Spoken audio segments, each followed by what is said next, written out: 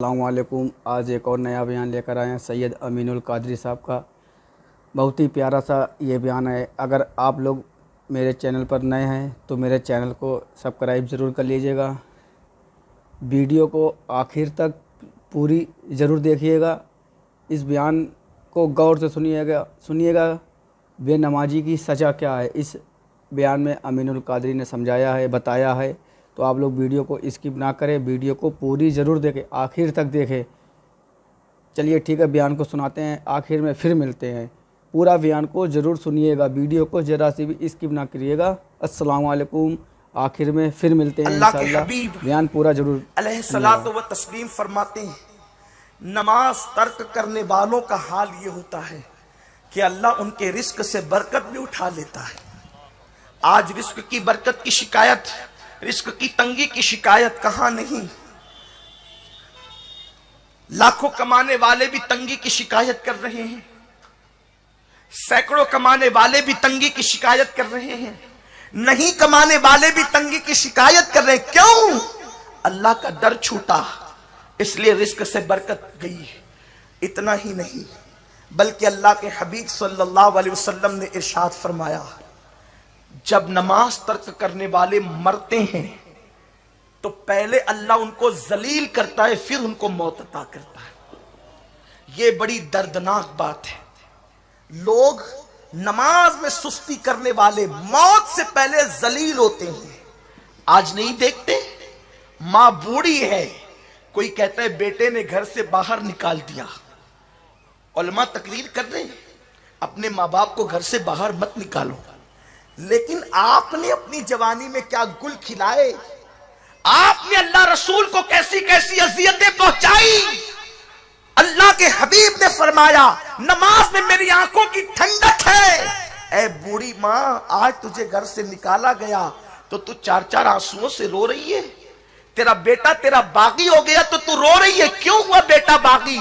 अल्लाह के हबीब सल्लल्लाहु अलैहि वसल्लम फरमाते हैं, जो शख्स नमाज असर को तर्क कर दे, अल्लाह उसकी औलाद को उसका नाफरमान बना देता है, उसकी औलाद को उसका बागी बना देता है। आप कहां हैं? नमाज से सिर्फ जन्नत नहीं मिलेगी।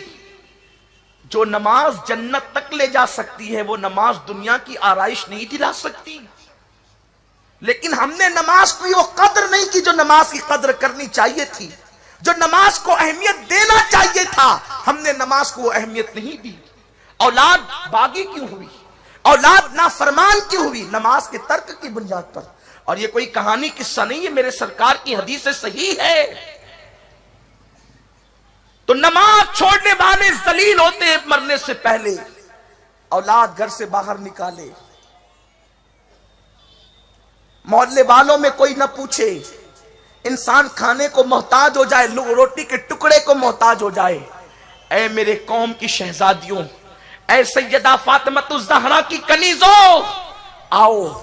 अगर तुम्हें अपने बुढ़ापे को सुकून और इत्मीनान बख्श देखना है, अगर तुम्हें अपनी जिंदगी को खुशगवार गुजारना है, अगर तुम्हें जिल्लत और रुसवाई की मौत से बचना है, तो आज की सुन्नी इज्तिमा में सच्ची तौबा करो। उठने से पहले पहले अहद करो, जिंदगी में अब सारे काम छूट जाए परवाह नहीं, लेकिन इंशाअल्लाह कभी नमाज तर्क नहीं करेंगे, कभी नमाज नहीं छूटेगी। नमाज का वक्त आएगा तो मुसल्ला बिछा करके पहले नमाज अदा करेंगे, वलीमे की दावत बाद में, पहले नमाज, बाप की मैयत बाद में, पहले नमाज, भाई की बारात बाद में, पहले नमाज, बहन की डोली बाद में, पहले नमाज, बच्चे के स्कूल भी बाद में, पहले नमाज। इसलिए कि सारी चीजों के फायदे हमें दुनिया में मिले न मिले, लेकिन नमाज वो है, नमाज पढ़ने वाला वो होता है, नमाजी को अल्लाह उसके मकाम से उठा करके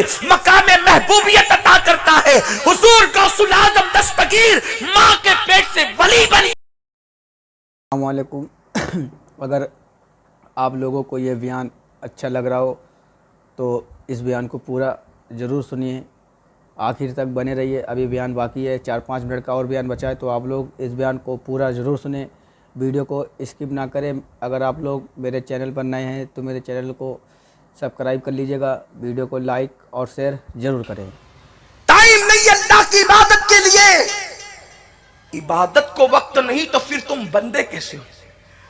आबिद ही तो अब्द होता है, जो आबिद नहीं वो अब्द कहां से? इसलिए कि मजदूरी करने वाला ही नौकर होता है, वही तनख्वाह पाता है। जो कहे मैं फुला का मजदूर हूं, फुला का मजदूर हूं, उसकी नौकरी ना करे तो फिर वो तनख्वाह कैसे पाएगा? उसको तनख्वाह कैसे मिलेगी? नादानो सुनो, अल्लाह का बंदा अपने आप को कहते हो, बंदगी कितनी करते हो? इसलिए कि बंदगी के बगैर बंदा होने की सनद क्या है? बंदगी के बगैर उसके अब्द होने की सनद क्या है?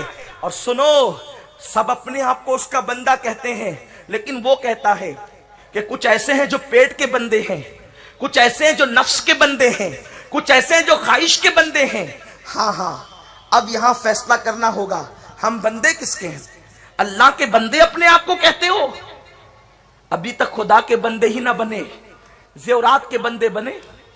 शौक जेवर का है, शौक अच्छे मकान का है, शौक अच्छी दुकान का है, हलाल और हराम में कोई तमीज नहीं। शौक नींद का है, नींद कहती मेरी तरफ आ, अल्लाह कहता है मेरी तरफ आ। हम किसकी सुनते हैं? अगर नींद की सुन के सो गए आप तो बंदे नींद के हुए, अल्लाह के बंदे कब हुए? अल्लाह के बंदे तो वो हैं जिनके बारे में कुरान कहता है जब रात को लोग सो जाते हैं तो वो सोते नहीं, बिस्तरों से उठकर अल्लाह की इबादत करते हैं। आप कोई एक बंदा मुझे ऐसा बताए अल्लाह के औलिया में जो लोग अल्लाह की इबादत को छोड़ करके सोते हों, अल्लाह की इबादत को तर्क करके सोते हों।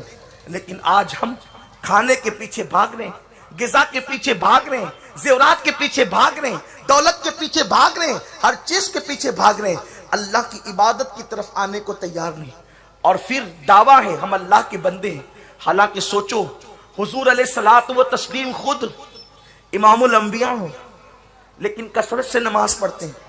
इमाम ज़ैनुल आबिदीन, आपके घर में एक बाग था, उसमें 300 दरख्त थे, रात भर हर दरख्त के नीचे 2-2 रकत नमाज पढ़ते थे।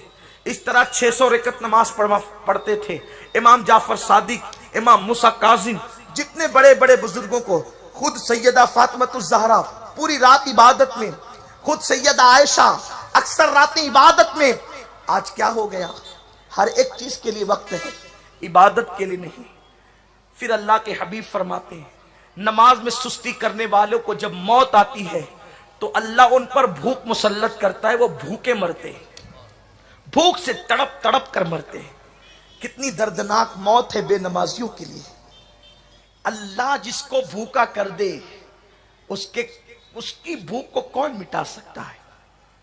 और बेनमाजी भूख से तड़प तड़प करके मरते हैं। लेकिन कहे किसको? अल्लाह उनकी आवाज खत्म कर देता है, अल्लाह उनके हाथों से ताकत छीन लेता है, इशारा भी नहीं कर सकते, जबान से बोल भी नहीं सकते। आकाए करीम सल्लल्लाहु अलैहि वसल्लम फरमाते हैं फिर अल्लाह उन पे प्यास भी मुसल्लत करता है, और बेनमाजियों पर इतनी प्यास मुसल्लत करता है कि अगर 7 समुंदरों का पानी भी उनके मुंह में निचोड़ दिया जाए तो भी कोई उनकी प्यास को बुझा नहीं सकता। ऐसी भूख और प्यास की बेबसी की मौत वो मरते हैं। उसके बाद अल्लाह के हबीब मुस्तफ़ा करीम रऊफुर रहीम सल्लल्लाहु अलैहि वसल्लम इरशाद फरमाते हैं जब बेनमाजियों को उनकी कब्र में रखा जाता है तो अल्लाह के प्यारे हबीब फरमाते हैं उनकी कब्र में इतना अंधेरा और तारीकी होती है कि एक हाथ को दूसरा हाथ सुझाई नहीं देता। यहाँ पर मैं अपनी माँ और बहनों की तवज्जो चाहता हूँ, रंग रैलियों में डूब कर नमाजें छोड़ने वाले।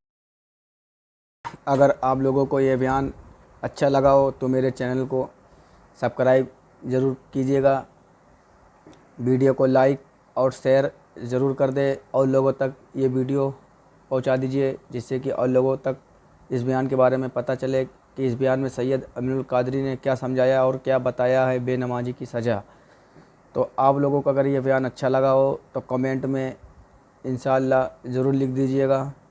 बहुत ही प्यारा सा ये बयान था सैयद अमीनुल कादरी साहब का। रोज़ाना वीडियो देखने के लिए मेरे चैनल को सब्सक्राइब ज़रूर करें। इंशाअल्लाह कल वीडियो एक और पोस्ट करूँगा। कल फिर मिलते हैं। खुदा हाफिज़। आप लोग अपना ख्याल रखिएगा। अस्सलाम वालेकुम।